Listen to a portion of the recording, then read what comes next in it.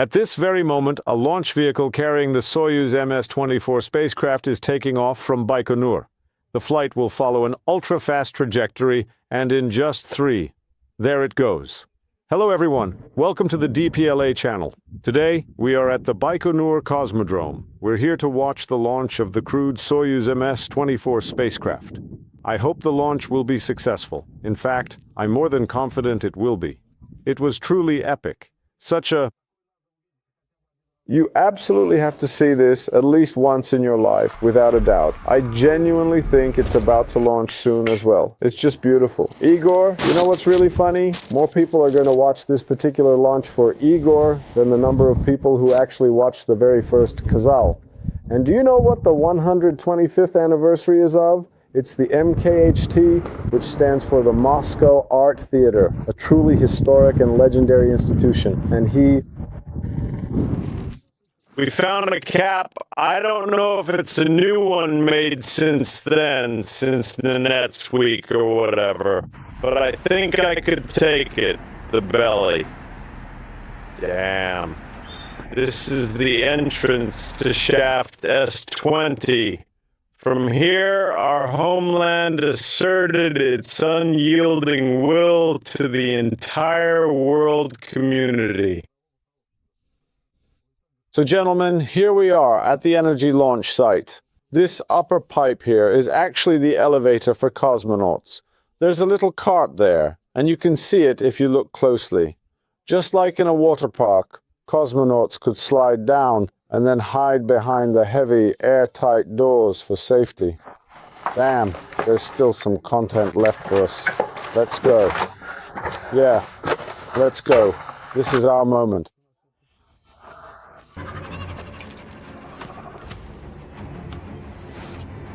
Technogenic ruin. We see clear and unmistakable signs of human presence, specifically in the form of discarded bottles.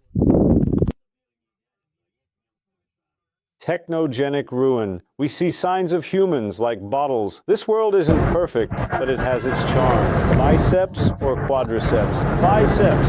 Well, gentlemen, here's the Soyuz rocket. It's huge. Look, it fits within the railway dimensions. It has these beautiful carrot-shaped boosters. We don't see that often. Power. It embodies power. A lot of people have gathered here. That building over there, which looks like a stable, is the MIC, the Assembly and Testing Complex. We are at the launch site of Soyuz MS-24. The rocket is about to be raised to a vertical position. They'll set it up under the removed service tower. It will be serviced, fueled, and hopefully the launch will happen on time. Well, the liftoff, to be precise. That's how it is. That's how it is. No need to turn it off, just keep going. The rocket is starting to be lifted. Yeah, it's rising very quickly. I thought it would be slower. As far as I understand, an empty rocket isn't that heavy. But the hydraulics are awesome. The hydraulics are freaking awesome. As far as I understand, an empty rocket isn't that heavy. But it's still pretty heavy, but the hydraulics are awesome. Gentlemen, I wanted to talk about the rocket suspension system. There are these trusses here that hold it. They have this little metal pin. It moves, and here it has the main load-bearing frame, and from it, there are these red locks are installed. You see, these things are inserted into the locks, and the rocket basically hangs on them. When the main engine is started, and the powerful thrust begins to exceed the total weight of the rocket, these locks will disengage. Counterweights that are attached to this truss structure will simply and naturally cause the trusses to move away under their own weight. Locks hold the rocket until engine thrust lifts it. What electronics are needed?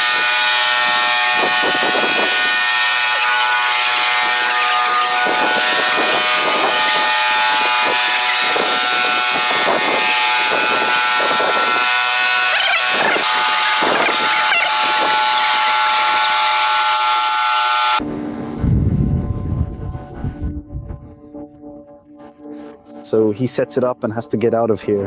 And now, as I understand it, the installer has to drive away, right? So he sets it up and has to get out of here. In theory, yes. And that's it. How does it... I can't understand. Is it balancing?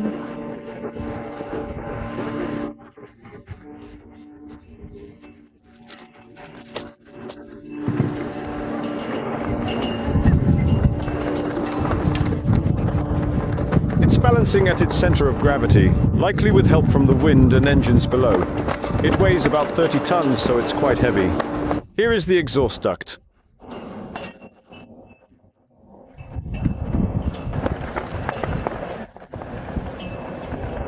I wonder if you stand here during launch, will you get blasted hard?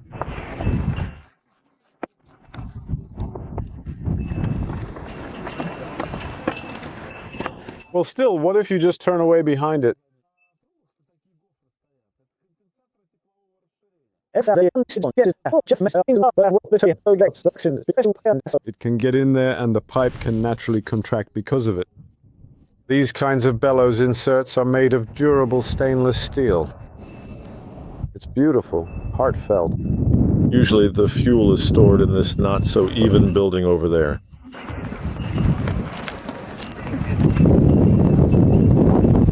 Everything here is explosion-proof. You can imagine that there are embankments around all the buildings.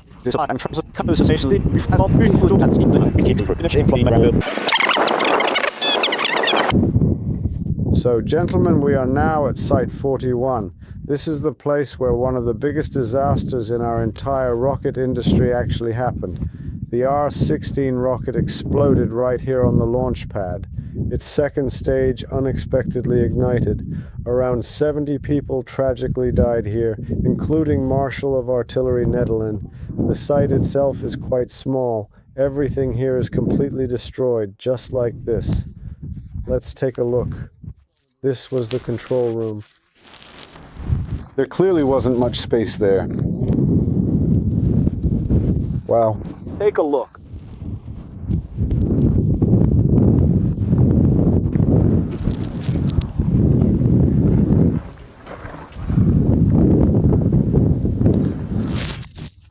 That was the control room. There wasn't much space. Everything looks primitive. The concrete still holds up, left over from those times.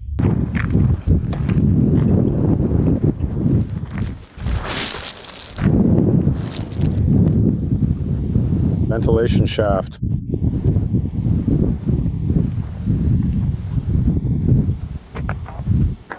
The rocket actually stood right here. This is where it launched from. Ventilation shaft. Basically, the rocket stood right here. Here was its launch pad, and this is where it blasted off.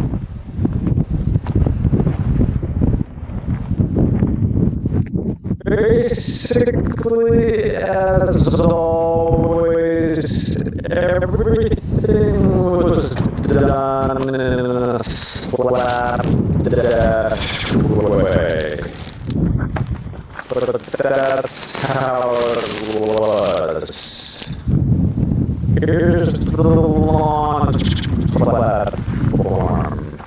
Not very big.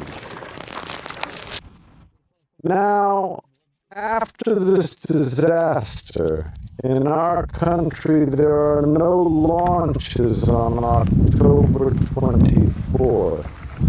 They don't do them. Somewhere over there, as shown, somewhere here is where he was sitting, running off during the storm. I want to be among the ruins.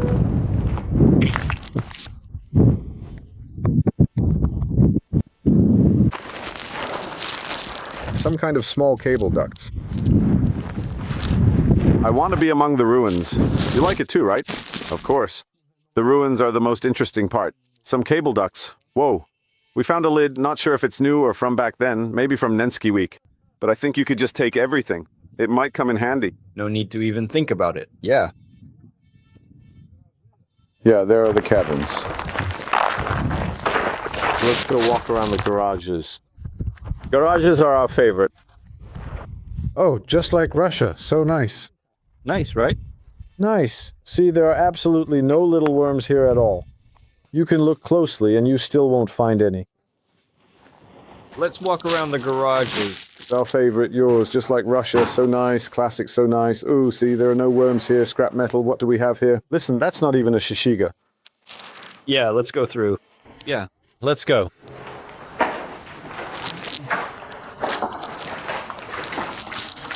Listen, That's not even a shishiga. Is there a way through? Yeah, let's go. We'll get lost here. Is that not a shishiga? I don't know. Let me turn it off now. Wow, damn, there's still... Content, let's go. What's There, is there... somewhere to go? Yeah. Wow. Damn, seriously, it's like Chernobyl here, if you remember. Hey, the car, let's go. What's up with you guys? Don't freak out, it's all good. We're not going to get poisoned, are we? No, it's fine. Why are you so worried?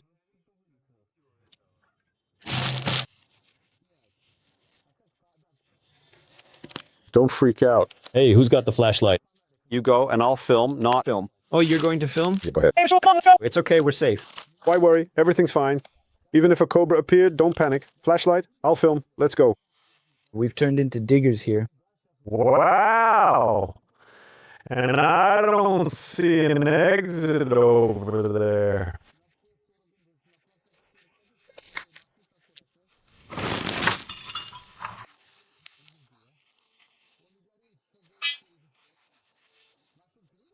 Yeah, I see. Let me think. We'll get out now. We're at Site 41. Watch out for the car. Is everyone okay? Slava, keep an eye on me. Keep an eye on me. Oh, careful, careful. Please, just be careful. Is there an exit over there on that side? Could you check for me, please? Here, there's a staircase going up. We can use it. We just need to throw out the hay.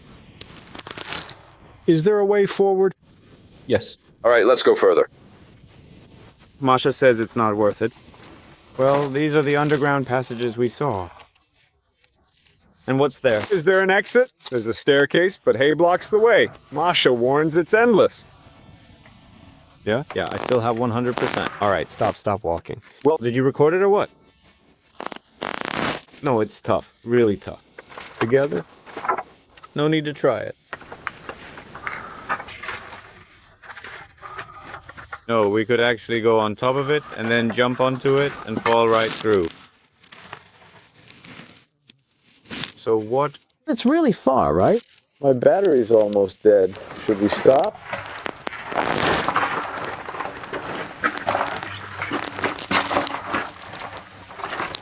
Everyone stole the cable and even the land, so now we have to go and climb around to see what we can do about it. It'll be waiting for us just as we left it, and we should be prepared for whatever we might find when we get there. Okay, let's go. Are you ready? Okay, let's go. I really enjoy climbing around like that, moving from place to place, exploring and looking for solutions. It's not spikes, so we don't have to worry about getting hurt, but we should still be careful as we make our way around. What cables were lying here? Are you filming right now? So gentlemen, we are currently standing at the Gagarin launch site. Up until the year 2019, everything at this location was fully operational and launches were regularly conducted from here. However, now, at Site 31, though I must admit I sometimes mix up the pad numbers, they have not launched anything from this site since 2019. The equipment and structures are still present, but the site has remained unused for launches since then. Let's go take a closer look in detail at how the launch pad is built. Let's go. These are actually the kind of casemates that you can find here.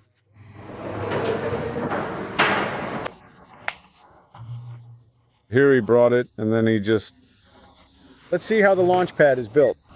These are the firing casemates. He brought it... Oh, the mustached uncle. When I gave him the launch key, you insert it, turn it, and the countdown starts. Now it's with Yakubovich.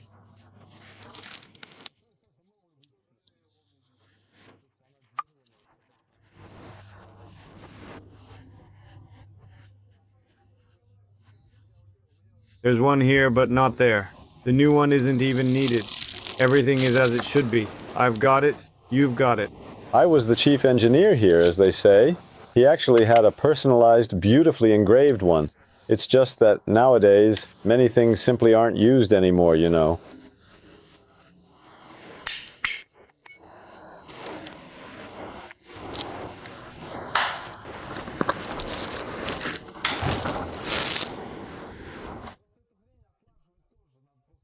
There just aren't people like that anymore. Like holding a soldering iron. Where can you even find people like that now? It's rare to see such skill. I wonder what it's like to use a soldering iron. Ingolenko, a lieutenant, helped with this launch.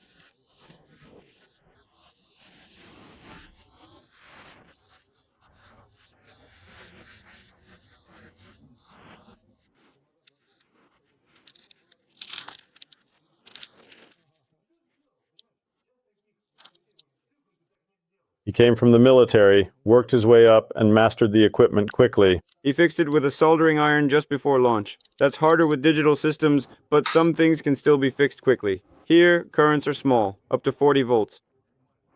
At 40 volts, the currents are quite small. With the RNP, I have the ground power distribution system.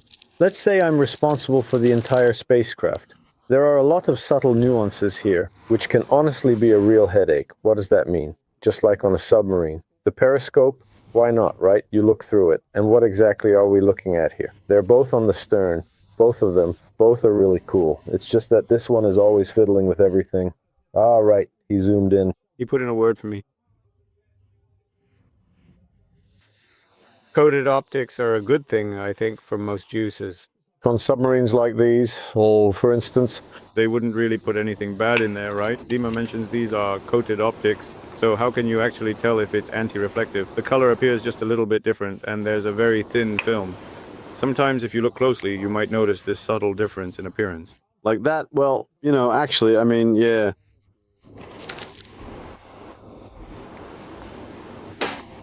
This periscope was developed to improve visibility and observation in challenging conditions. But despite its intended benefits, it was ultimately only used in a limited capacity.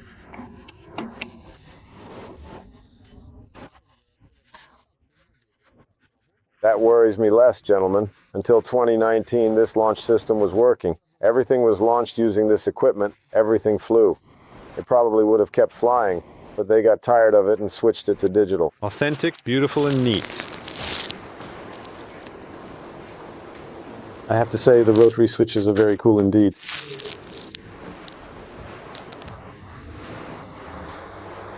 But here it's so authentic, beautiful, and neat. These rotary switches are really cool. Until May 2019. Yeah. And you talk about space technologies. Yeah, you know, everything there, everything was Flying on that. Before we move on, Masha, could you please tell us a little bit more about the launch pad itself? is like The tip of the iceberg. If you look from the side, you can see a truly enormous, impressive exhaust duct, and it's standing on such a massive, incredibly sturdy support structure, right? Yeah. So, ladies and gentlemen, here's what I'll tell you. Of course, the quality of the work, everything is solid, yes, but the quality, you see, there's a bulging wall over there. It pushed out the formwork at some point, but they built it quickly. It was designed for 20 launches, but there were 590. And yet it didn't fall apart. I mean, 1 million tons of soil were excavated. It was built in less than a year with continuous pouring. Well, basically, no one cared much about how even it was, but, well, in terms of the axes,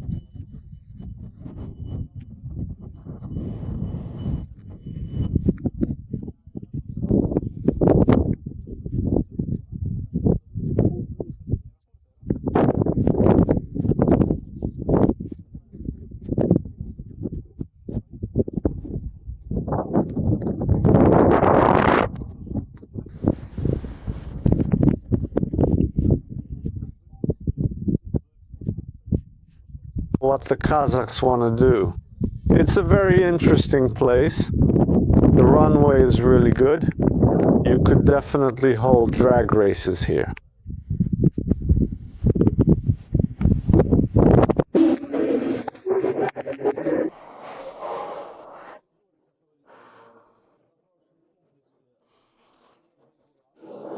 The corridor is cool, but it's crooked. Why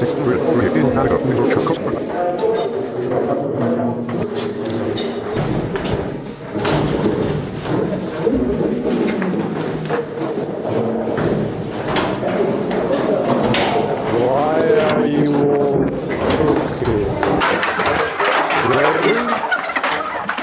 Let's go. You know, it really smells like the Soviet Union in here.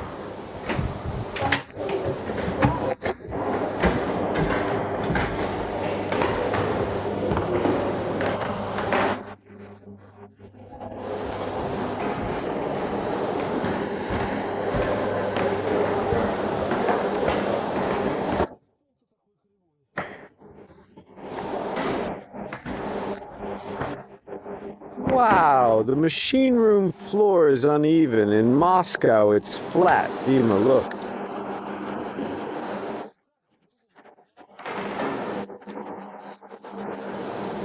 The system is different. Well, in what way is it different? I took a look, and what's happening over there? You really can't see very well with the zoom. Okay, I won't. There's a cable running through there, and I can even go up to it if needed. By the way, gentlemen, right here there's a schematic diagram, a kind of technical schematic if you're looking for it.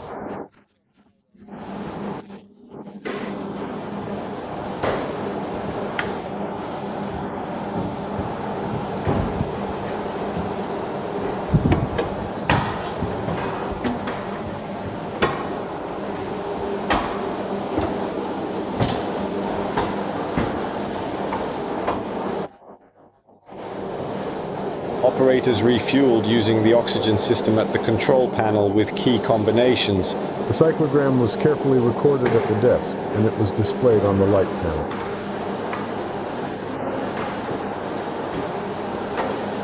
Behind the main horizontal console, operators sat and monitored the fueling cyclogram, which was recorded and shown on the viewing panel.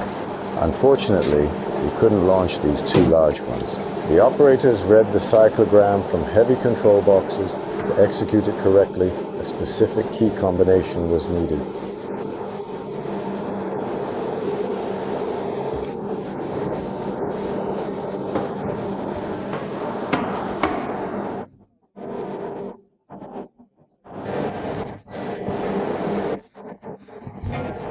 One operator couldn't do it all, since they also had to watch the launch site. The monitors weren't just for looking, they showed camera feeds and communications. The setup was makeshift, but it worked.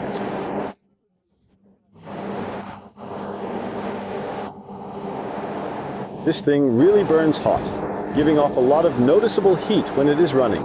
This particular panel, which is located outside of the main circuit, is responsible for consuming a significant amount of power, 800 watts, just for the light bulbs alone.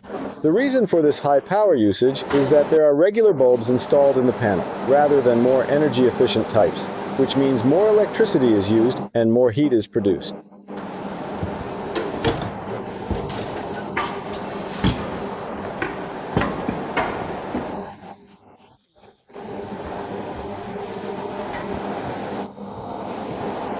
A special panel just for the memory circuits. So you keep trying to hit the target, but you keep missing and missing. Maybe there was some kind of system there, a special panel for the memory circuits. As far as I understand, there are just blocks with sticks and some other things. Of course, the bulbs heat up. You could figure it out if you were interested. But the person is actually on vacation. Ah, well, you can do everything. I just want to say that all of this is operational, guys. What? That all of this is actually working. Yeah, I get it. What's so complicated about that? So, gentlemen, we are at the hydrogen fueling control panel for the Energia launch vehicle. Here, they've set up this kind of memory circuit diagram. It's all on incandescent bulbs, and they get really hot. One block consumes up to 800 watts. The monitors are like this. Oh, by the way, yeah, you can use monitors like these. Well, here you could switch and display different cameras from the launch on them. Everything is kind of old school, but it worked. It worked. The headphones were stylish.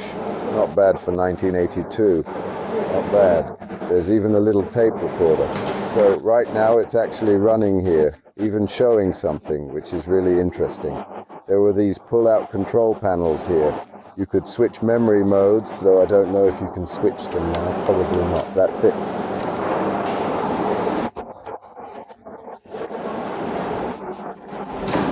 Here's a little schematic diagram like this. Special blocks for these. Gel system, nitrogen-based. What? Energia Buran. Yeah. To what level is it filled? To the Brim. to the brim? It's very hot here. There's a diagram, special gel system blocks, lights, and knobs. I turn one on.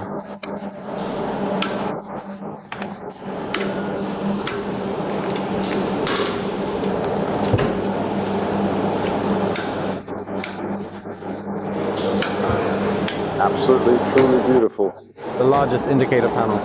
What does it control? The hydrogen fueling system used for vehicles.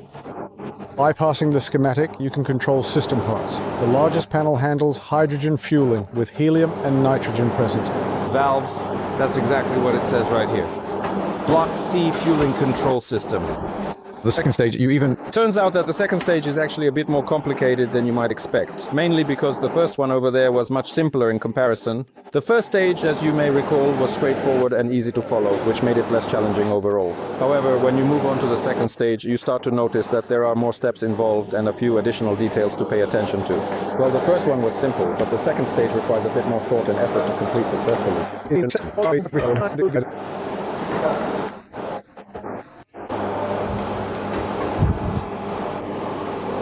There you have it, gentlemen. And this is the fueling system for the first stage with kerosene and oxygen. It always can, but what do we have here, gentlemen? And here is the fueling system for the first stage, kerosene and oxygen. Everything here is simple. You press the buttons, turn it on, pressurize here, decide how much to fill.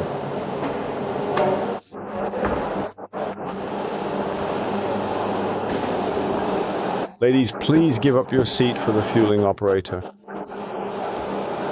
Maria, could you please let me know if our computer monitor is working at this time or not? It's simple, but ladies, please give up your seat for the fueling operator, Maria. Are our monitors working or not? The monitors probably. You can see, this is our system for managing air, gas, and so on. Well, that too.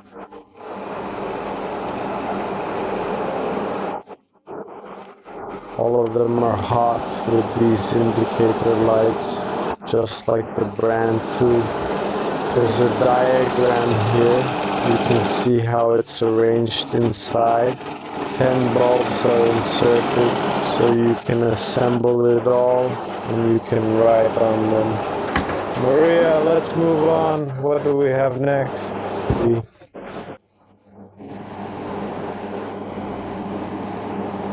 There is a small monitor here which is used to display important information and data related to the launch process. Victor and Oleg, who are both present, are working together as part of the team. They are operating a centralized system that is responsible for preparing the launch stand. This system is equipped with several rotary switches, which are used to control and adjust different settings during the preparation phase.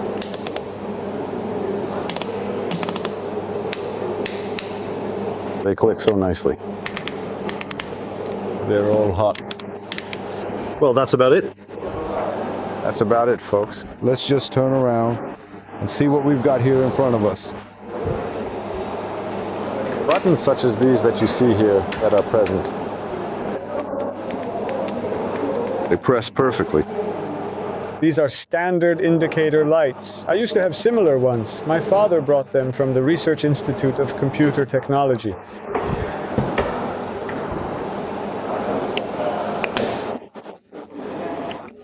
Some kind of main switch. You can seal it. And this here is a monitor with gas discharge panels. Cool thing. This is really a cool piece of equipment.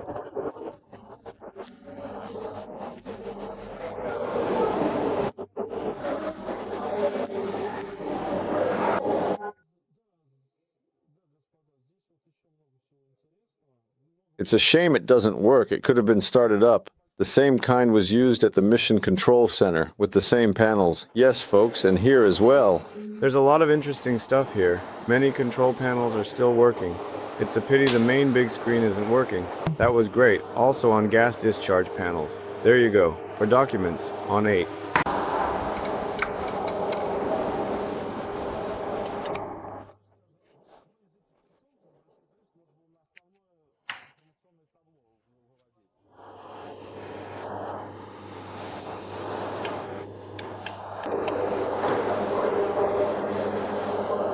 Obviously, tell me, out of all these control panels from this large number of things, what would be the main Information display, power supply for the cell SINs.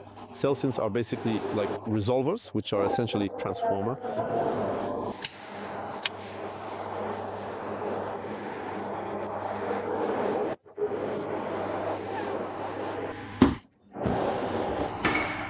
Let's go. Well, this is really cool, and I hope you truly enjoyed this place. They've restored it so well. You could honestly say they've really captured the atmosphere. It's a bit of a shame, but the big gas discharge panel is working for you. It's an awesome thing. Something like this used to hang in mission control back in the early days of space exploration.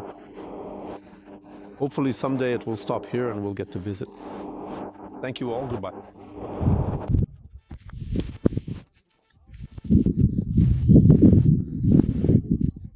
This is something awesome, like what hung in mission control. I hope one day they'll stop here so we can visit again. Thank you. Goodbye. Here is the cable duct that ran from one launch pad to another. Ahead are ruins. Something was blown up. Beautiful destruction. Man-made ruins.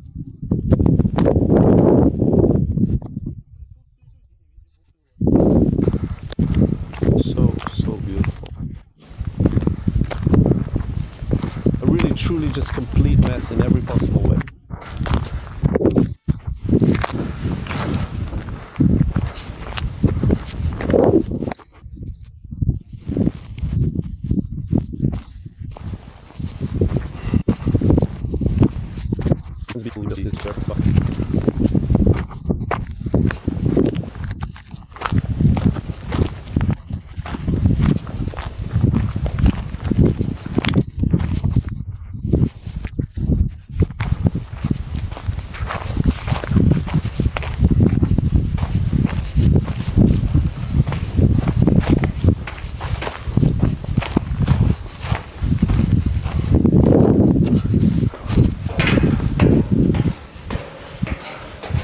Whoa.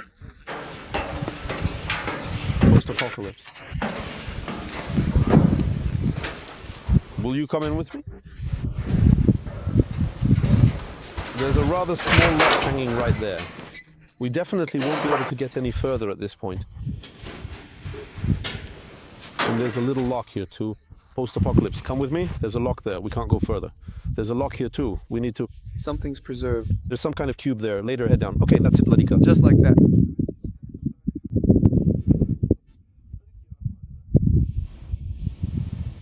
It's really beautiful here, kind of like this. Just look at these ruins. Something was definitely blown up here for sure. Some kind of start well or something similar. It was completely destroyed. Just look, there's this huge truss going all the way across. The cubes over there, by the way, are still intact. I can see them from here. That's why everything is closed off here. Maybe it's even guarded. They don't let the scrap metal hunters take everything out. Let's go. There's just a car over there. The start was at the exit. This was a shop position. But everything there is blown up. There's no one around. Let's go check it out.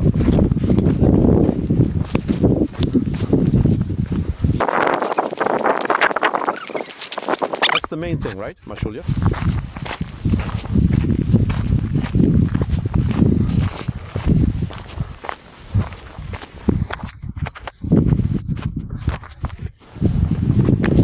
Maybe it's some kind of launch position. Let's take a look. So where's the construction here? I don't get it. Was this someone's? Maybe it's some kind of launch position? Let's take a look. You see something's blown up, uprooted, messed up. Or is something being closed off?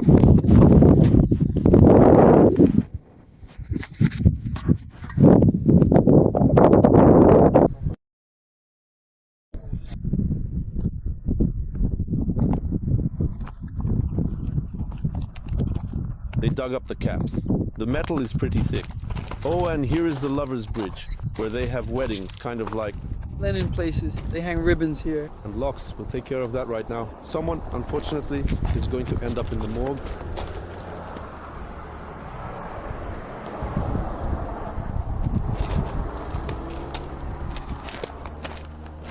Now this is a real antenna. This is the antenna of the Kita radio system. It's the lateral radio correction, specifically for the Soyuz. It worked until 1990. That's how it is. Genuine. Made of metal. Awesome. Hello, ladies and gentlemen. We are at site number 23 on Snake Hill. Behind me is the system. So, ladies and gentlemen, we are standing next to this radar. As I learned from the maintenance staff, when it's operating, you can't get too close.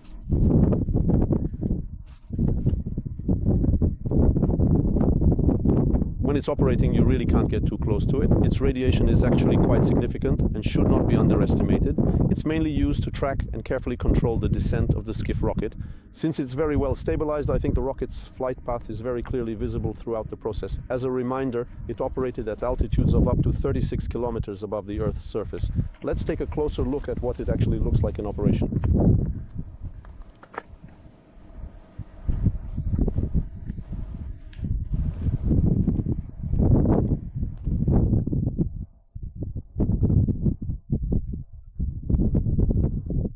Plastic from Leroy Merlin. So here's the radar itself. Here, as always, it's connected like this. Plastic from Leroy Merlin. Full plastic. Can't do without it.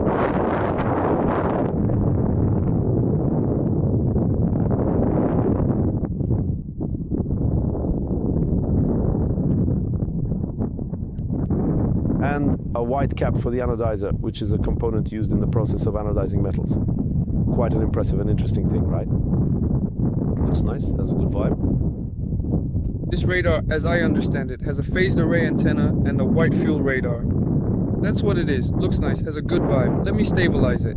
Happy day. I'll show you another angle now. Gentlemen, here's the phased array radar. The antenna grids are on the back. Here they are. A small, compact thing, an object.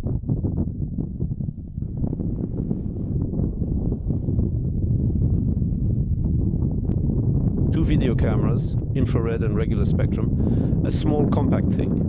They also made a foundation for it here. Not the best, just some concrete shoes. Kind of hollow, of course.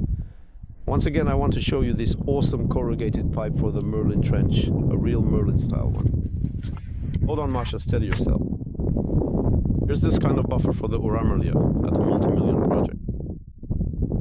Hold on, Masha, please don't sit down and hold on tightly. This is the kind of buffer room you would find at a multi-million-dollar project. Styrofoam, tape, everything is as it should be. That's it. Wait. Gentlemen, if I may, I never thought that I would eventually end up right here. We're now standing at the impressive launch facility of the Burin Energy Complex. Everything here is quite old and a bit run down, but it's also very beautiful in its own unique way. And the atmosphere, everything here is so impressive and striking. The huge, heavy, airtight doors and so on really stand out. Over here, you can see a large gas duct with water running through it. Let's go further ahead and explore a bit more. Sorry about the filming quality. Our stabilizer is glitching badly today, so we have to keep rebooting it, which is a bit of a hassle, but oh well, that's just how it goes sometimes in places like this.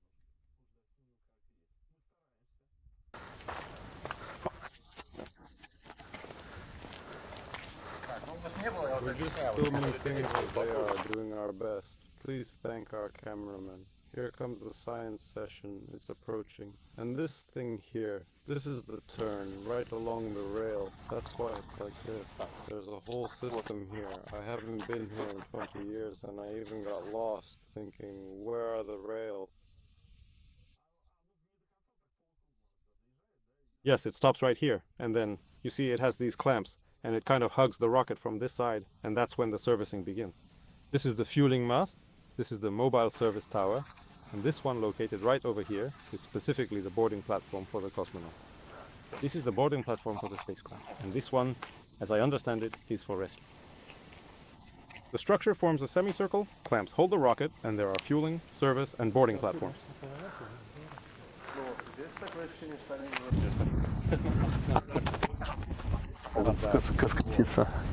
And accordingly, the mobile service tower gradually moves up, just like it does on the Proton rocket. On the left side, you can see the mast. That's the stationary fueling mast, which remains in place throughout the drop. All the fuel components are loaded through it. Rescue.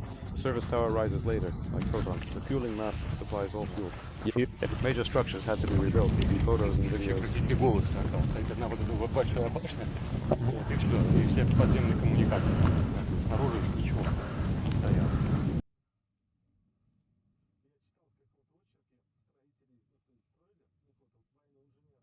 There it's almost bare, just a tower. I read in an essay by the builders, written by a military engineer, that people used to joke when There was an opportunity to slide down that rescue chute, so people tried it out.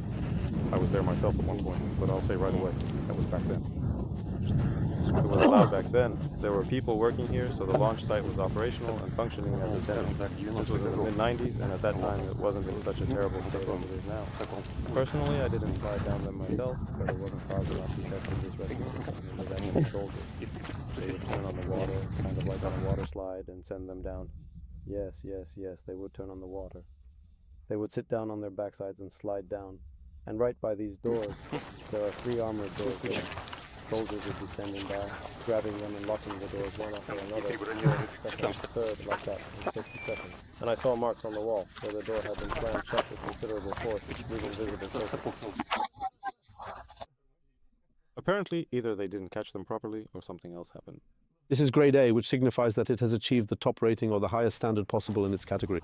People slid down by 3 armored doors where soldiers locked them in. I saw marks where some tried to stop. The system let people exit quickly if needed, and tests showed it worked.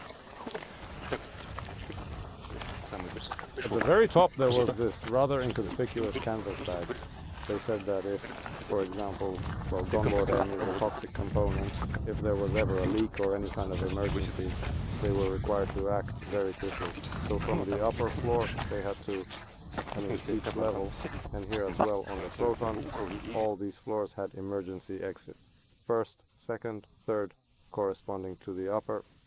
In case of a fire, you were supposed to climb into this bag and carefully slide down through it to safety. You could control your descent. Just spread your legs a little. Apparently, firefighters have exactly the same kind of rescue system. Yeah, I've heard. Even in tall buildings, people install them so others can escape if needed. You spread out and slow down by friction, like sliding through a tunnel or intestine.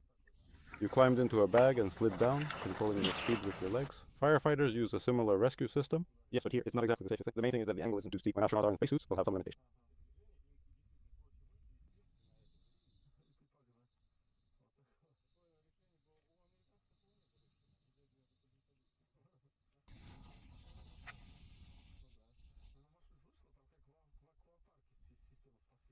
The chute is big, it turns on the water. The cosmonaut rescue system is a simple, clever chute, like a water park slide with water, allowing cosmonauts to quickly escape to safety behind airtight doors. The Americans didn't have anything like this.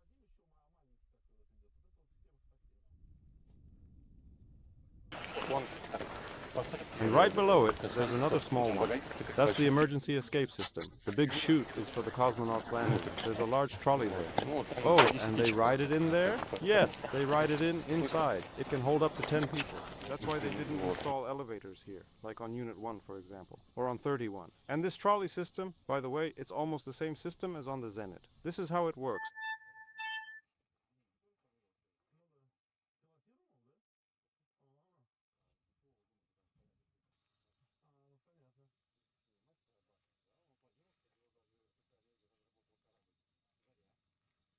Он должен был быть 13 примерно тонн.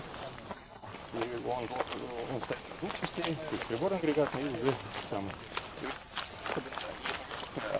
Ракетный двигатель. Сейчас маск.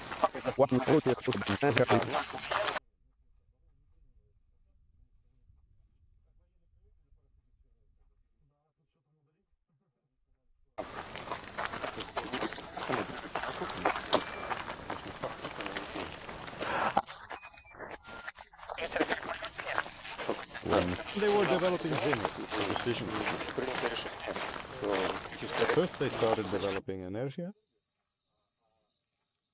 You know, the military, as usual, were already very much used to parachutes, so they really didn't want to complicate things any further. And the Zenit had basically the same engine as Energia, which was a significant touch. When they were developing Zenit, the decision was made to first develop Energia, and then based on what they learned from that process, that's how it went. And then the Zenit rocket was eventually developed. Later on, when they considered what it could deliver, they realized that Zenit could actually be used as a launch vehicle, despite the potential risks involved.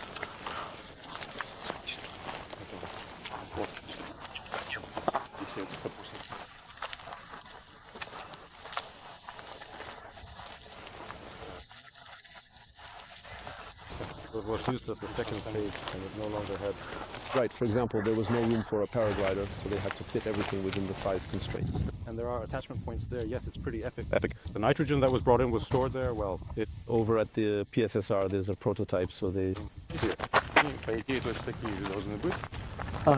Заправка завелась в автоматическом режиме.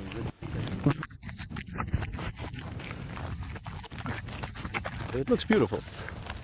In theory, there should be the same ones. Refueling is done automatically. Yes, we were at the refueling station. They restored some of the control panels there. It looks beautiful. Well, these are already veterans in terms of effort. This way, the driver can clearly show how it was. I call it a time machine. In real time. The posters are from the same era. Well, yeah. Good.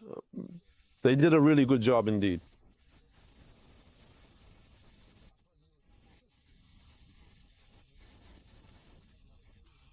What is this? It fell off all of a sudden, just like that. It's living its own life. Maybe. Became a hero, it seems. Yes, certainly. Yeah, the fact is like a moment for again. Here.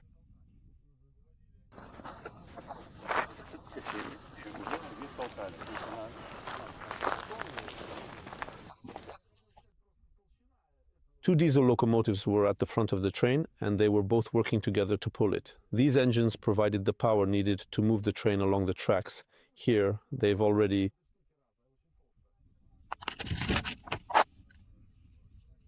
They push the rail, which is very thick for heavy load. It's really big here. Did you see it there, Dima?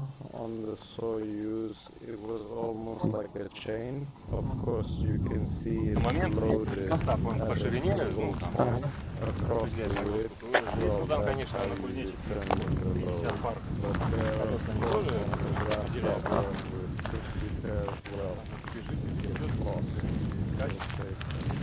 well, you can get up to this tray. Let's do it. Nothing happens. I recently walked along these trappings on the 250 just the other day. Yeah, I got nervous, felt a real adrenaline rush. My heart was pounding. Here are the remaining dwellings, the last ones still standing. When you're about 50 meters away from the trappings, something like this, some kind of metal thing. What did he do? What happened to it? And why? There was no water or metal, actually. Yeah. Вот, и единственное, чтобы эти продушили гиганты. Вот, специально подают воду под самым большим давлением.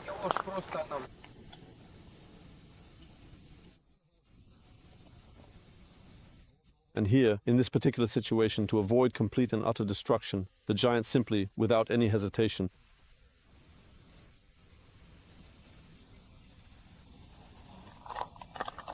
if they had survived, this duct supplied water here. It's very...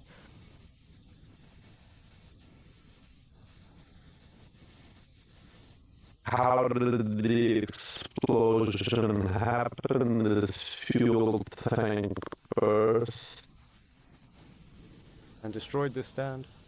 They only fired the boosters horizontally during shuttle tests. That's how they tested them. They're not very long, so you can't really put them anywhere. So they burned them this way, in the third configuration when they ran a full test. Gas pipeline. It's always symmetrical. So the gas flow only goes this way here? No, not just that way. Both ways, actually. It's always symmetrical. So, gentlemen, we're now at the Energia launch pad. Honestly, it all looks truly amazing. Here are these tall towers. The upper pipe up there is actually the elevator for the cosmonauts. There's a little cart there and one person climbs in. And below that's the emergency chute. Up top, water is supplied there.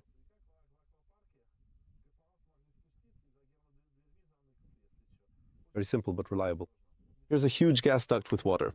Just like in a water park, cosmonauts could go down here and hide behind the airtight doors if needed. Very simple but reliable. Here is a huge gas duct with water. Water was always poured in at launch to protect the concrete and absorb the force, but now it's dangerous to come close in this condition. A lot of time has passed and something could easily fall down, but would you want to leave it for scrap metal? I wouldn't cut it up because that could be dangerous. Are we really going to go from there? No, it's too risky in that area. Something could easily fall down and we might get hurt or something could be damaged. I can hear our echo in this space bouncing back to us. What an interesting effect, Masha. Look at how the sound travels around us. Oh, you wide step stretching out before us, so open and free. Go ahead. Once more, if you would be so kind.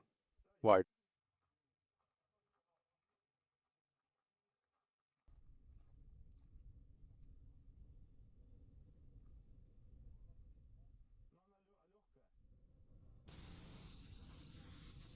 Ladies and gentlemen, welcome, and thank you for being here.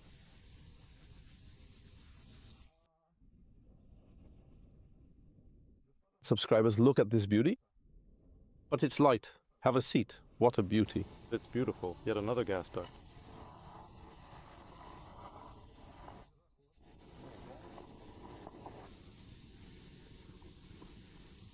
I thought there were actually two sides to this, just like what you can see here, like this. Ladies and gentlemen, subscribers, we are at the launch facility of Energia Buran. They let us in. What a sight. Let's take a look right here.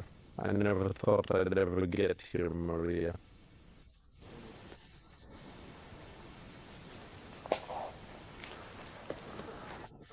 Dima, what do you want?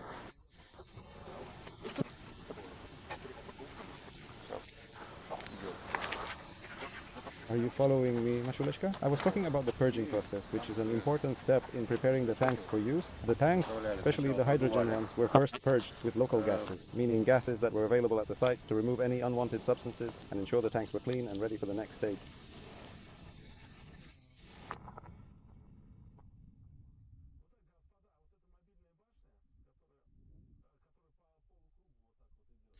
Over there, along the rail, it has huge wheels. It kind of goes in a semicircle like that. An epic structure. So, gentlemen, this is the mobile tower, the one that moves in a semicircle like this, over there along the rail. And it has huge wheels. Kind of moves in a semicircle. That's it, a structure. Epic, really. Those are like railroad wheels. We need to go further.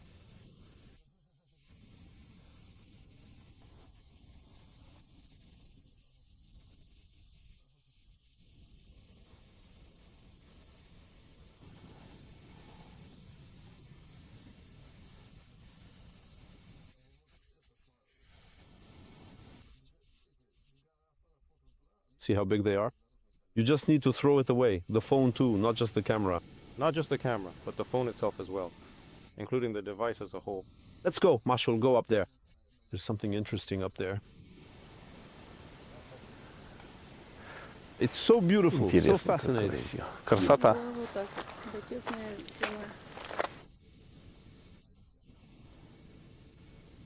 Gentlemen, we've visited such an interesting place. It's beautiful here.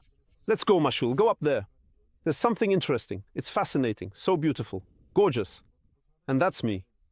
Honestly, I'd hang out here for a week. Just look at the rails it moved on. Here's my foot. Look. Foot.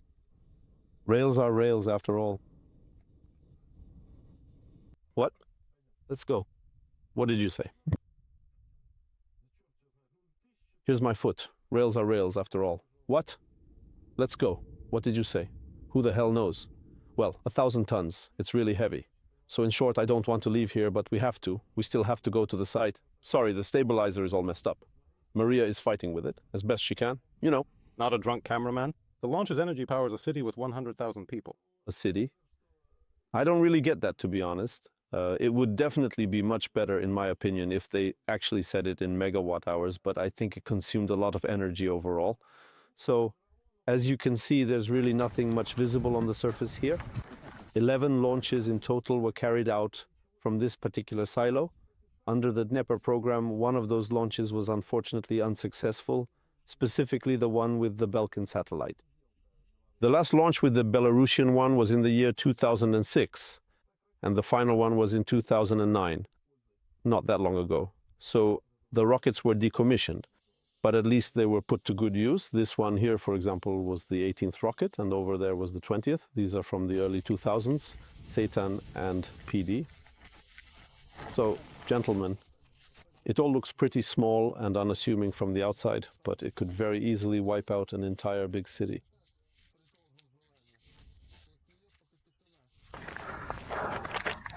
Let's continue as we wish. After that, only silence. The Americans didn't call this missile Satan for nothing. They were afraid of it. It dropped cluster bombs. Looks so small from the outside. And this is the nose cone right here. Itself, when the warhead is put on, this is carefully installed. It's a specific kind of assembly fixture used in this process. Then when the rocket is slowly lowered, it's carefully removed. Yes. They take it away. Well, you know, that's it.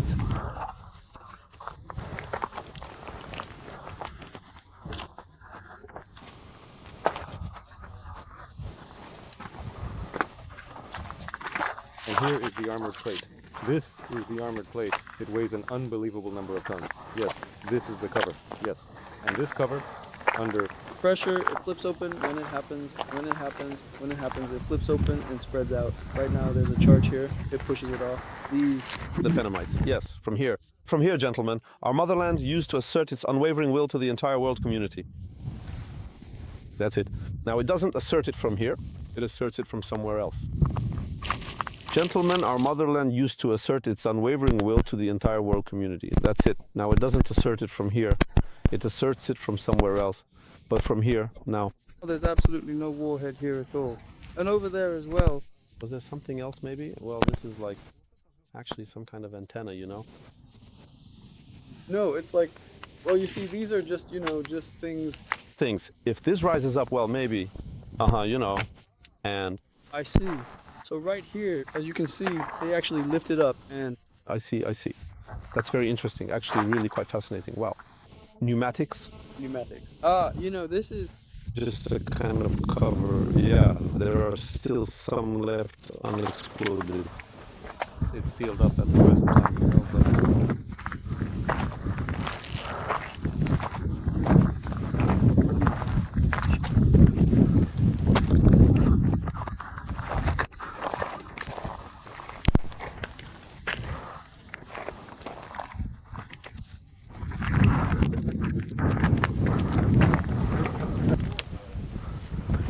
Just like that.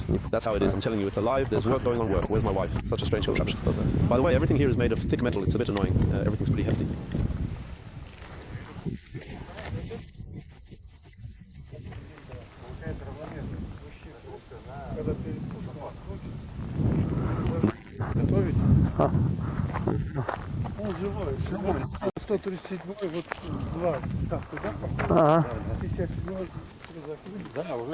There's nothing left there anymore.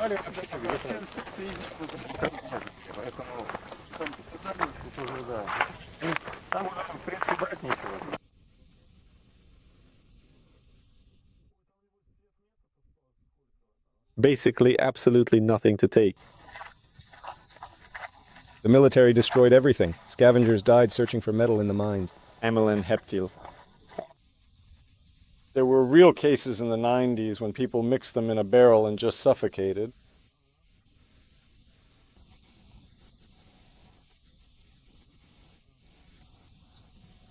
It can be neutralized.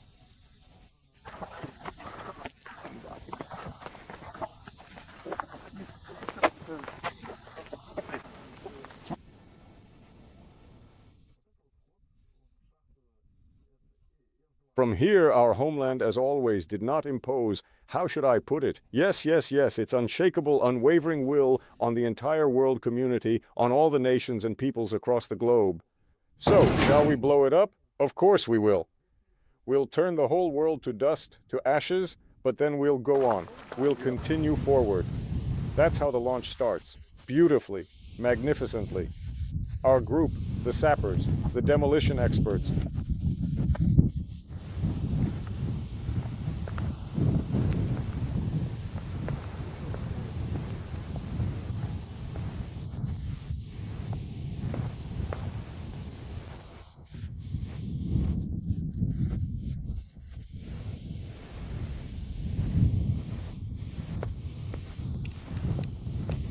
All sorts of rebar and pipes. Here we have a nitrogen tank, here's the refueling train, and here's the kerosene.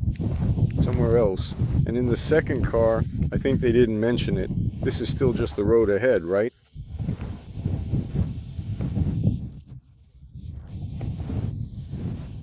Somewhere else in the facility. And in the second car, I think they didn't say somewhere else, there's hydrogen peroxide, which is stored for specific purposes. That's how it is here. Now we're heading to the launch area preparing for the next step. So did it get scorched or did it stay the same? These are the kinds of details we pay attention to during each stage.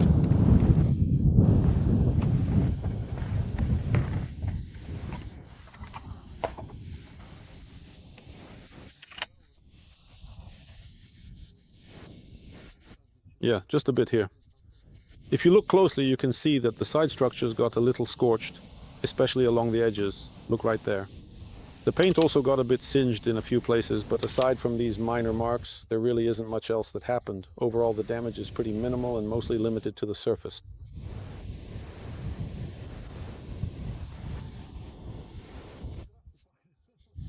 The paint, well, they actually painted it.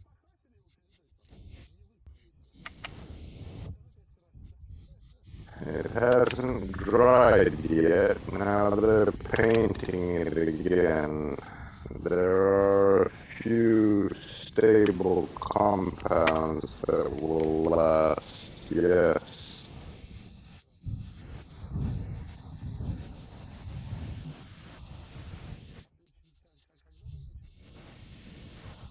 And when is the next launch scheduled? Progress is set for early December, right? So the launch doesn't really damage it much. I thought it would be much worse here, honestly, to be honest.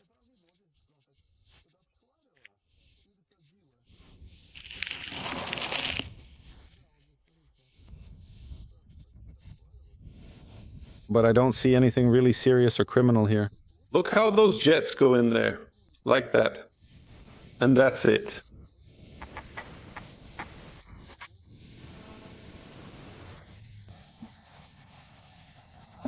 Scorched and paint peeled, but nothing serious. Watch the jets. Go in, and that's it. So, gentlemen, we are now... At launch pad 31. At the launch site, we saw what happened to the pad after the launch of the crewed spacecraft. Nothing really got burned. We have this kind of exclusive footage. Well, I hope you enjoyed our... So, what do we have here? The RD-0120 engines. These are the second stage engines of the Energia launch vehicle, running on a liquid oxygen and hydrogen pair. So let's take a look at it. Such a big piece of equipment.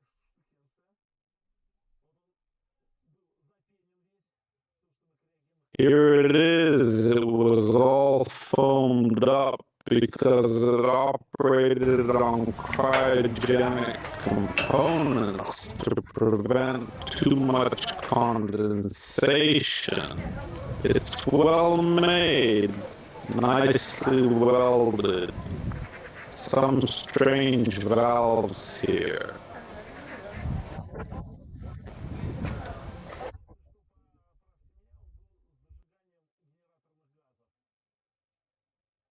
At least it doesn't have any generator gas exhaust, so it probably used afterburning. There's some kind of strange, intense heat exchanger over there. This thing is impressive. It used afterburning of generator gases. No exhaust. Used afterburning. Heat exchanger. Very impressive. What's this? We don't know what this is. If we knew what it was, then we wouldn't know.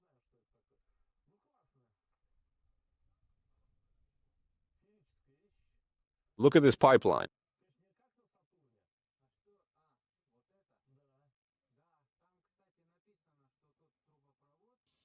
Why not? Basically, it's almost the same. A bit. Smaller, yeah. This one is for the oxidizer. It also has the capability there. I don't know what this is, but it's cool, like Saturn. Smaller oxidizer pipeline? Channels, yeah, here, just like where exactly? It's unclear. Americans can't do it. They carefully mill it and then they solder it.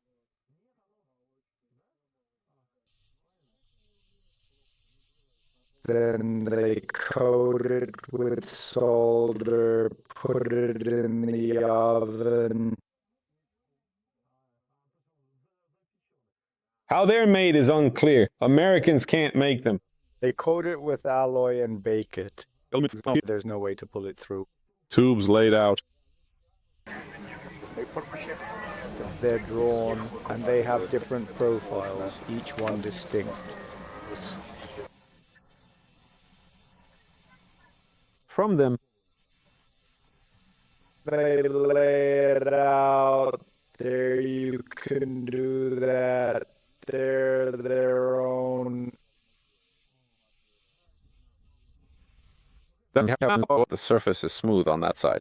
Because the heat exchange works a bit differently there, and then when the tube is from the inside, Like this. this surface, that's actually where the losses are specifically, but I see, for us, we have a smooth surface, as you can see, that's great. So there you have it. Dear subscribers and valued viewers, that's exactly the kind of thing it is, as you can clearly see. But now, what is this particular thing right here exactly?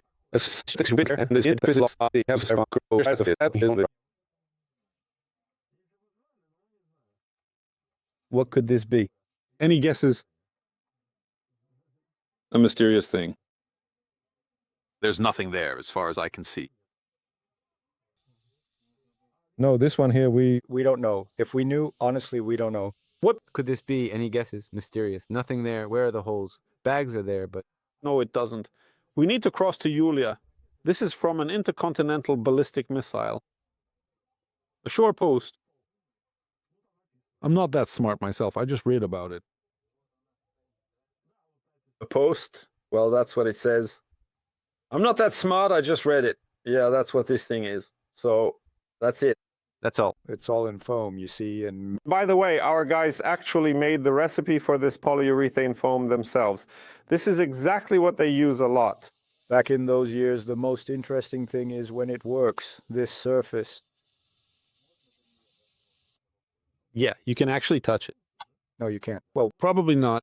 You can Touch it with your hand? Yeah, you can actually touch it. No, you can't. Well, Probably not. because it'll actually be cold even, yeah. It's covered in frost, but it's fine. Hydrogen is pumped through. As it flows, it evaporates. In The pipe, yeah, that's what cools it down, and that's why the whole surface is covered in frost. So if you put your hand on it, you won't.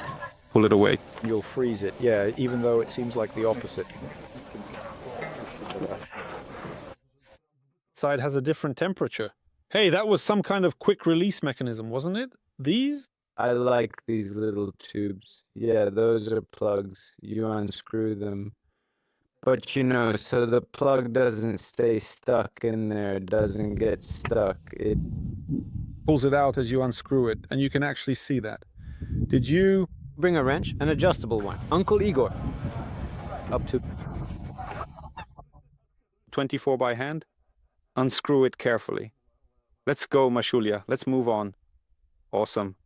Well, gentlemen, let's go inside the Buran. This was some kind of mass-dimensional mock-up. It is partially real, just not a flight model. Its thermal protection tiles are not real. As you saw, it's actually foam plastic. Apparently they're expensive, so you can't stick them everywhere. Let's go inside.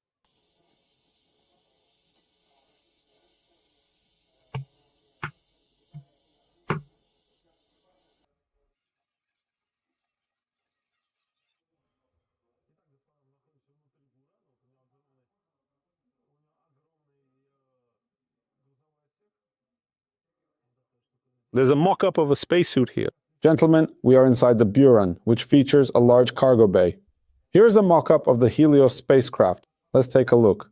Now, about the re-entry experiment. Could a human actually help pilot a spacecraft during flight? Here's a mock-up of the Helios spacecraft.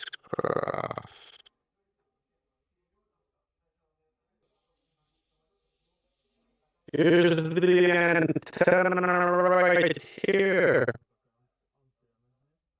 It's an extremely thin and delicate metal mesh. Here's a mock-up of the Helios spacecraft. Here's the antenna, and this very thin metal mesh. It's really, really thin. You can touch it. This object is distinguished by its exceptionally large antenna, which is noticeably bigger than those typically found on similar devices, and stands out as a prominent feature due to its impressive size. Here, the mesh is completely torn up and damaged, as you can clearly see. Let's go over here. It has such a large antenna. Here the mesh is all torn up. Here you go. This is an alternative antenna.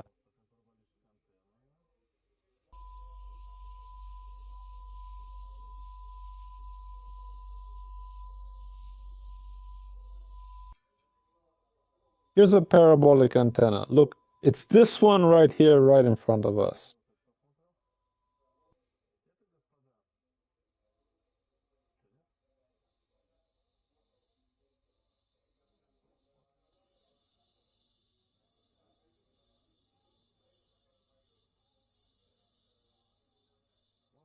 Let's take a look. This, ladies and gentlemen... What, no? Here. May I? This, ladies and gentlemen, is an APU that runs on hydrazine, an auxiliary power unit. What does it say about it here?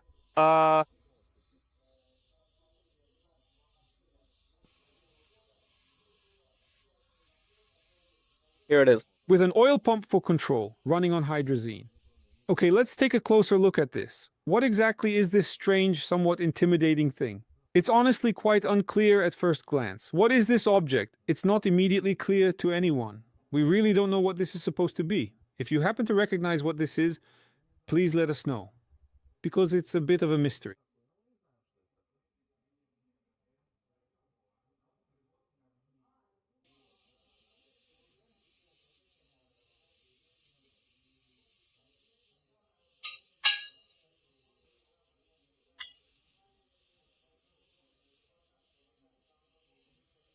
Some kind of mesh, which is a network of interconnected strands.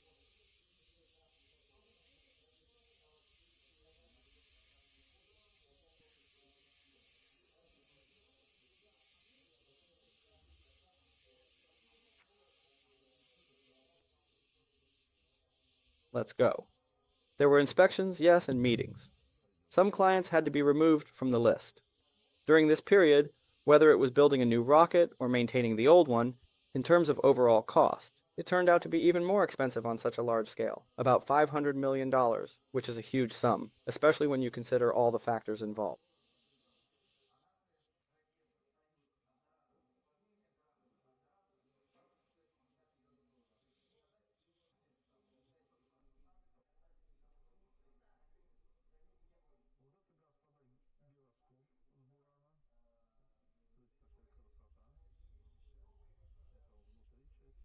Here it is, gentlemen!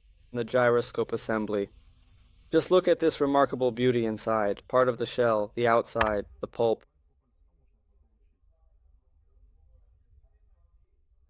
What beauty? This is the gyroscope from Buren. What beauty? It's so battered. Such spheres.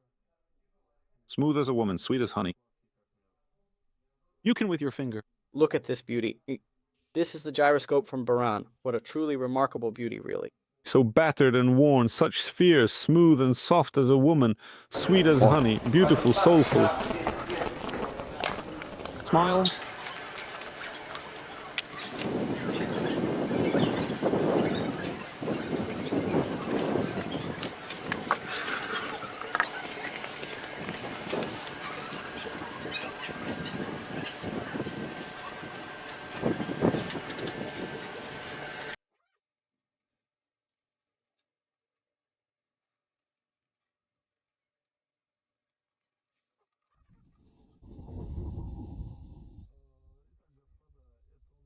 So, gentlemen, here we have an upper stage running on syntin.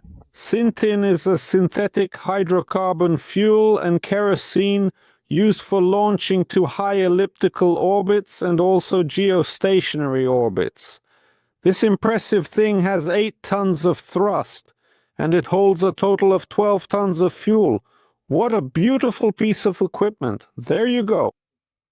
Here you can take a look. Notice how it's all riveted like that, with each rivet carefully placed to hold the structure together securely. This method ensures the entire assembly is strong and stable. And this, gentlemen, is the payload fairing from a Proton rocket. The payload fairing is designed to protect the rocket's valuable cargo, such as satellites, during launch and as it travels through the atmosphere. It's a huge thing, really big compared to me. Standing next to it, you can truly appreciate just how massive and impressive this component is.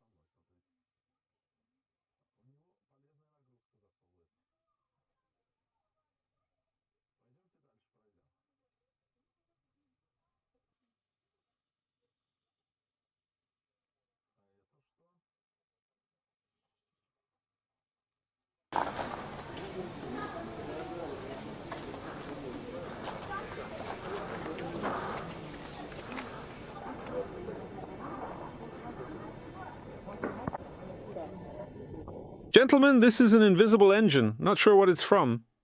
It doesn't look like it's from a Proton, or maybe it does. The other one was taller. Gentlemen, this seems to be an invisible engine, but it's unclear what it's from. It doesn't really look like a Proton, though maybe it does. The other one was taller. The main thing is the turbo pump assembly has fallen apart, and over there is the pump impeller. If you look here, it's made of stainless steel. Can you see it? There it is, with a stainless steel shaft, the turbine, and the pump. That's what this thing is. More precisely, it's an oxidizer pump. Most likely.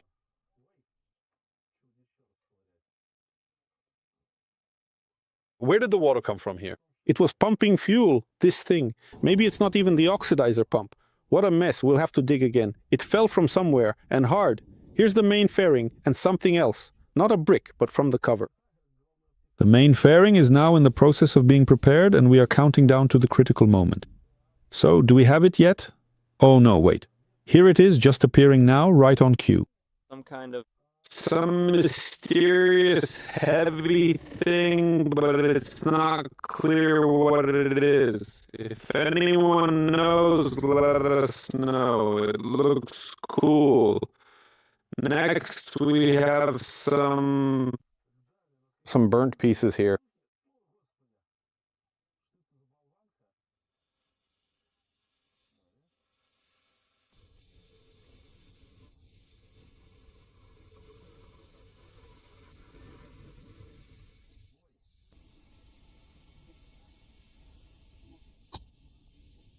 Gentlemen, there's some kind of mysterious thing lying here indeed. What is this chunk, Igor? There are burnt pieces here. What is this chunk?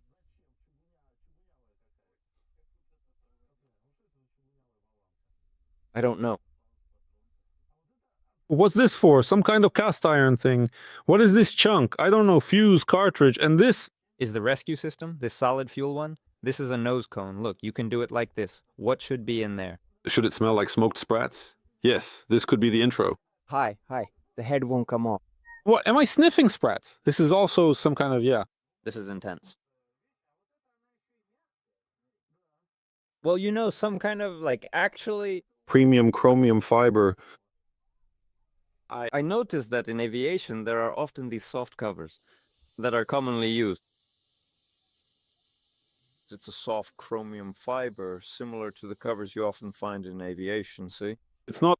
That it's old, probably always like this. Look. That's another powder, not a booster, this one. Well, or a rocket engine. I don't know, a solid fuel one. Look over there. There's some kind of diffuser on... To diffuse it, well, just a little bit of some kind of diffuser, really, actually. To diffuse it, well, it's just a cast iron piece. You know, when you process it. Oh, did you actually see these things? Some brand new ones that are entirely new. So what then? Here we see the NK-33 engine, which was specifically used in the N1 rocket for our ambitious lunar program, which unfortunately had a lot of failures. What exactly sets this particular engine apart from others? It utilizes a closed cycle with generator gas ignition. Because of this design, its efficiency is significantly higher. Here it has a valve, as you can see. Either the generator gases are vented or they go for afterburning in the combustion chamber. Very, very... The engine here ran on a carefully controlled mixture of liquid oxygen and refined kerosene. If you look at this turbo pump assembly, you can see what high-quality casting was used. It's truly very beautiful. So, gentlemen, what do we see here? We see the RD-107 engine. These engines are used on the Soyuz launch vehicles for important crewed missions. The engine itself has 4 combustion chambers and operates on a mixture of oxygen and kerosene, just as mentioned before. Kerosene. Its turbopump assembly is spun up by a gas generator that runs on hydrogen peroxide. Such a simple engine, but you could say that all crewed spaceflight relies on it. Well, except now Musk has his own. Everything works well. The engine is old, but reliable. Here, 4 combustion chambers. By the way, I didn't know, it's interesting, that the fuel is supplied through these high-pressure rubber hoses. Somehow it all holds together quite remarkably, such incredible beauty. It has a powerful thrust of 70 tons. These are produced in large, impressive series. You see blue electrical tape is used here. If there's blue tape, that means everything is absolutely fine. Everything flies thanks exclusively. We are standing right next to the gazebo that was specifically built for meetings between cosmonauts and the State Commission. Here, in this very place, they approved Gagarin as the very first cosmonaut. After his flight, sometime later, he got a rather noticeable scar on his eyebrow. Where did it come from? There's a theory that Gagarin, while staying at some sanatorium with his wife, decided to indulge in carnal pleasures with his sister. They locked themselves inside some room and someone started banging on the door.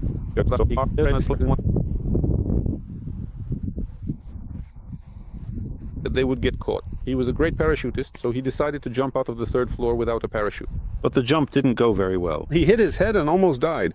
And that's how he got the scar. Well, apparently the whole thing was hushed up. How true is this story? It seems to be true, but it's not certain. Gagarin was human too. That's how it is. This river, the Sirdarya, flows into the Aral Sea. Because so much water is taken from it for all sorts of agricultural needs, the Aral Sea has dried up.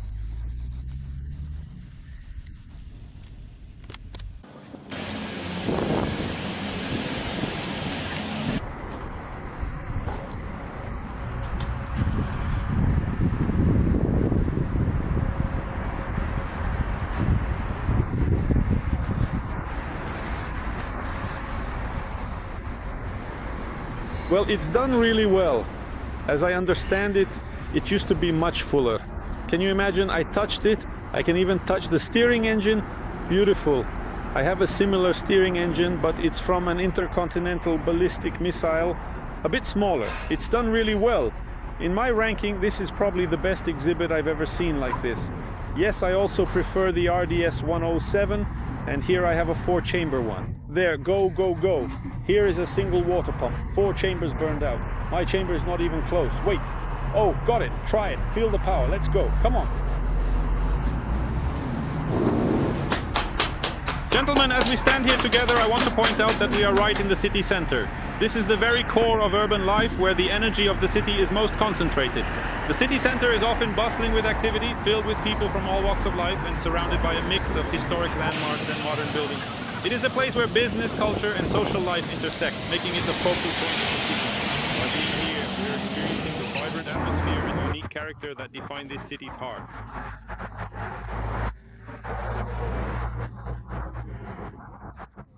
In the city of Baikonur. Here, as you can see, there's a rocket standing here. It's real, set up as a monument. Look at how beautiful its rear end is. I can even reach the steering engine.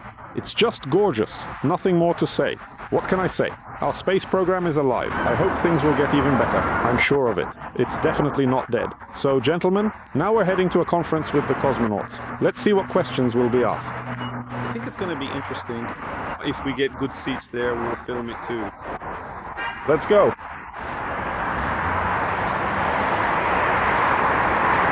I want to say the city of Baikonur is actually very green and lush. especially in the central area of the city. They really put in the effort here. Try growing trees like this in the desert. Baikonur is green downtown thanks to irrigation.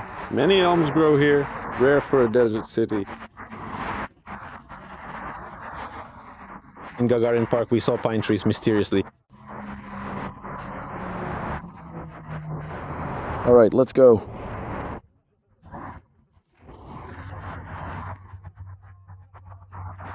It's beautiful here. At least in the city center, for sure. Let's go. Otherwise, we'll be late. We're heading to a conference now, a press conference. Look, you drive out from here. We're going on foot. There's a crosswalk here. You need to go through it. And there's a person walking along the white fence. Then take the first right. Go straight. I'm Evgeny with the local administration's media. I'll go with you now.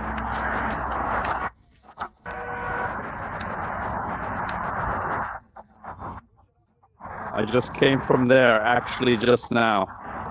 Right now. There's a press conference.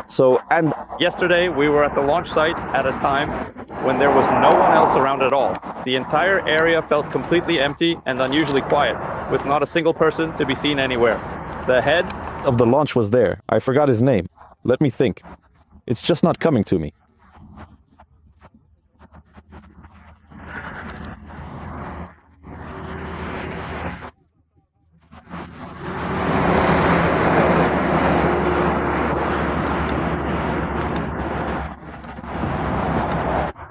In the evening, we went up to the rocket, got nearby. I was there this morning, and this is what... They fueled nitrogen tanks in strong winds, showing Soviet power. There's no scrap metal collection point here yet, but the guy is kind. They won't let us through Energia. Yeah. I've lived here for a while. Same story. There's no scrap metal collection point in the city. That's true. Yeah, Avito. Not yet, anyway. You would go here, right? Yeah, for visitors. That's how it is. See, there are subscribers here too. Yeah. Gentlemen, I'm speaking quietly. We're at the Cosmonauts press conference, MS-24. That's the name of this crewed spacecraft. We managed to get in here by some miracle. There are a lot of people. Let's take a look. The cosmonauts...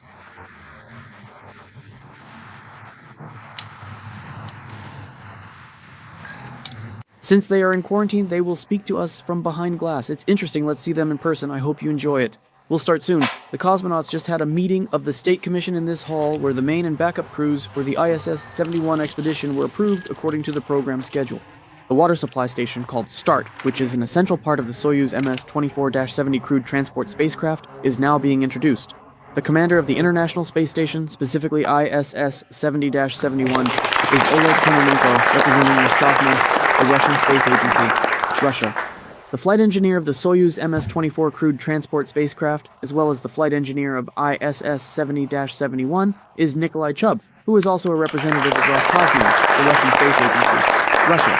The position of flight engineer 2 for the transport mission is assigned to the Soyuz MS-24 spacecraft. Flight engineer of ISS-70, Laurel O'Hara.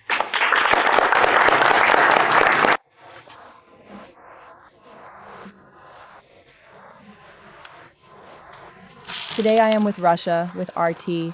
Talking about the Cold War, former US President Roman Brukin said Russia and the Soviet Union would only unite if Earth was invaded. Now, considering the political...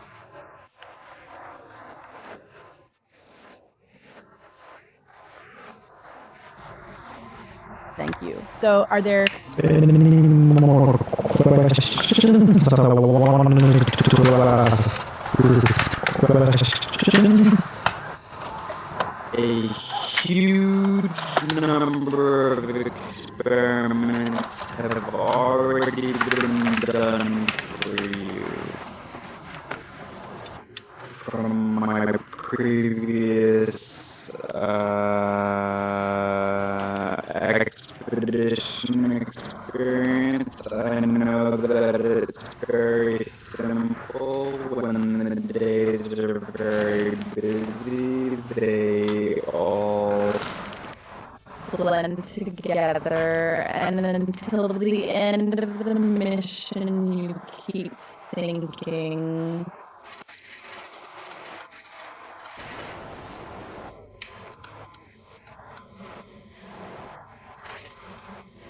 I'm glad, guys. Wishing you calm space and a smooth...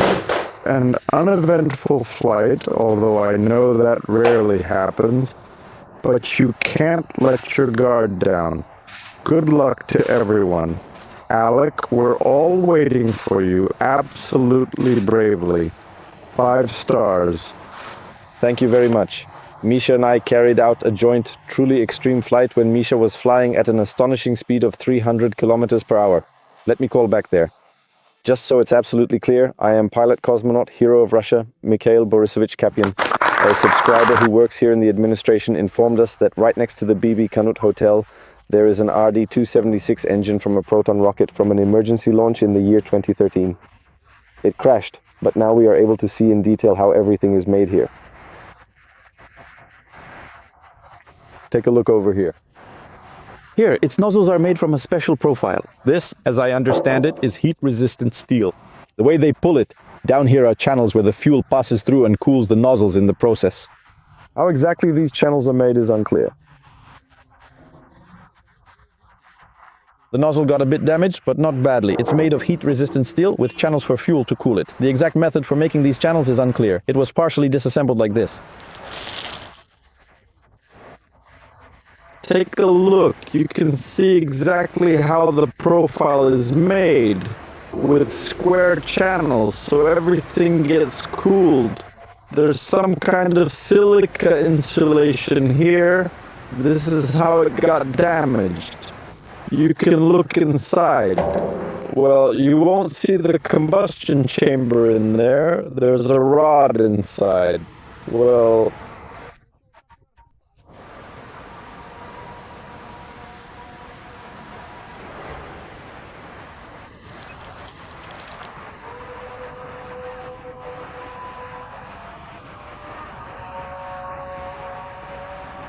green, which is a color commonly associated with nature. Oasis of incredible beauty. What an artifact. In the middle of a green oasis stands this creation, a true achievement of humanity, barely touched, never repainted, single owner, still has life left. I love the smell of unsymmetrical dimethylhydrazine. Single owner, still runs. I really do love the wonderful distinctive smell of something unsymmetrical, you know? Early in the morning, there was dimethylhydrazine present. The frame was carefully split into 2 equal halves. Even after being divided, the frame itself remained positioned exactly in the center, holding its place firmly. Let's get ready to move forward. Come on, everyone. Hooray, hooray!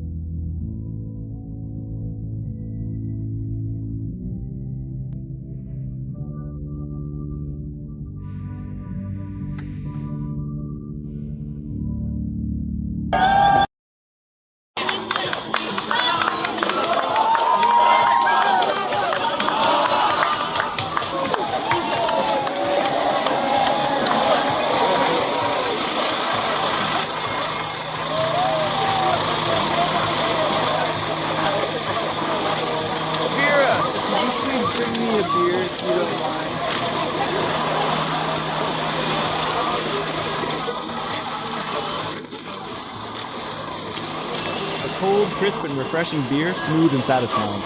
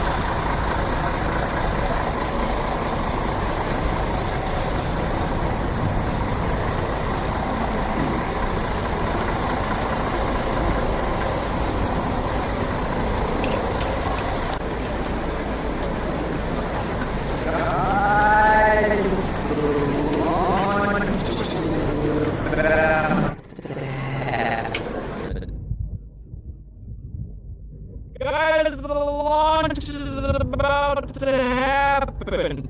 Are we sitting down? No, not you. Better move away from the mouse. Take it. Please turn off the flashes right now, please. Launch now, right away.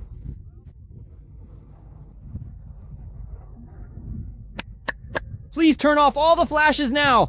All right, here it goes. Get ready for this moment. We are about to launch. Holy shit, I can't believe this is happening. Holy shit, this is absolutely unbelievable. Damn, that was intense. Hello, everyone, and welcome. What an incredible experience we just witnessed together. We're here right now, finally, at last. We have finally arrived.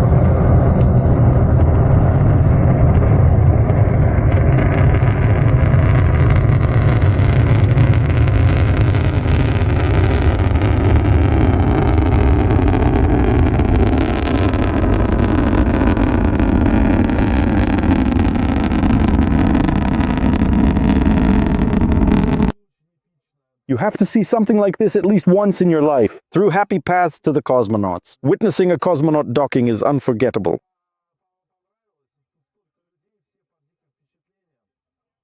That was truly beautiful. Ladies and gentlemen.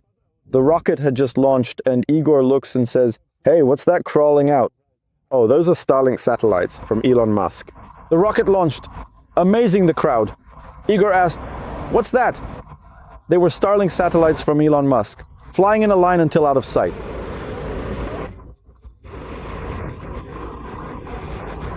Wow.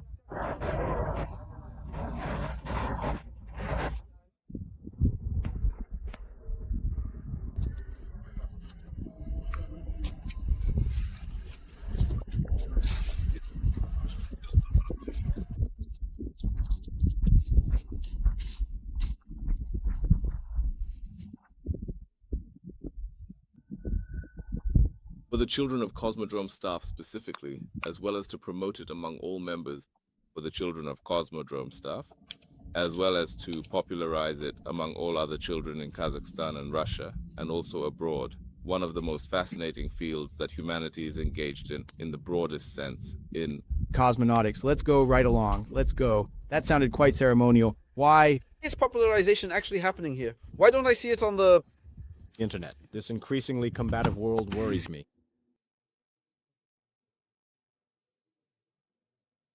Here is its turbine, which is a crucial component of the system. It spins at an impressive rate of 160 revolutions per second, generating a total of 3,570 kilowatts of power, which is equivalent to 5,000 horsepower. This is its turbine, also known as the wheel, and here is the pump wheel, which is another important part. The first and second stages, all of this together, make up the pump. It truly is an awesome and remarkable thing to see in action.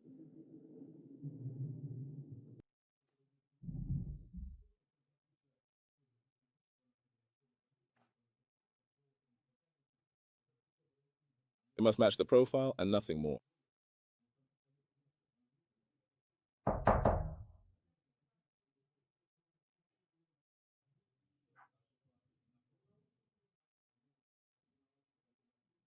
You are responsible for your path. Requirements must fit your profile, and not all subjects are offered in upper grades.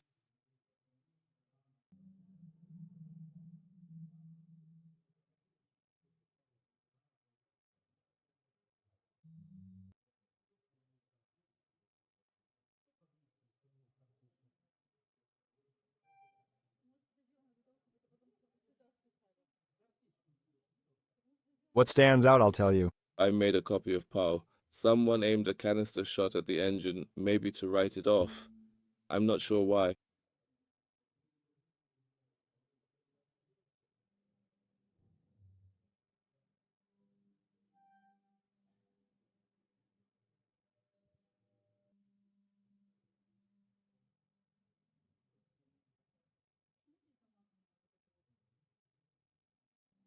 Why is this perhaps even covered up? Why on earth is this covered up, just to clarify? Why is this covered up? So you don't cut yourself. Here you go.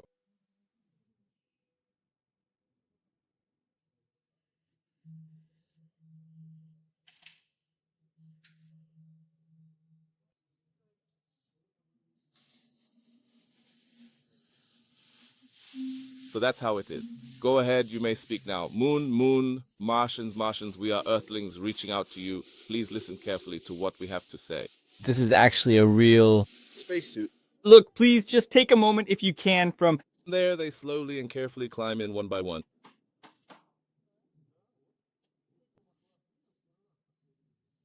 It was a bit heavy, but overall it was still completely acceptable. How tall is Rostic? About 1.50 meters. You can see. It smells like rubber. Look, as if you've never seen the inside of a spacesuit before. That's how it is. That's how it is, ladies and gentlemen. We're in line. Taking it slow, this is cool. It's different from the American spacesuit. You climb in inside. Is this American?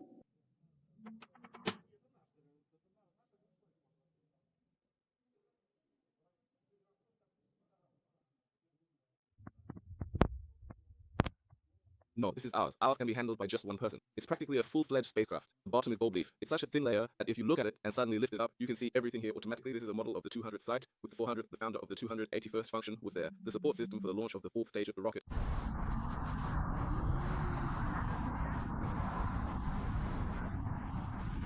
Dear subscribers, our tour of Baikonur is over. What can I say? Our space program is alive, thriving, and developing. I hope things will only get better.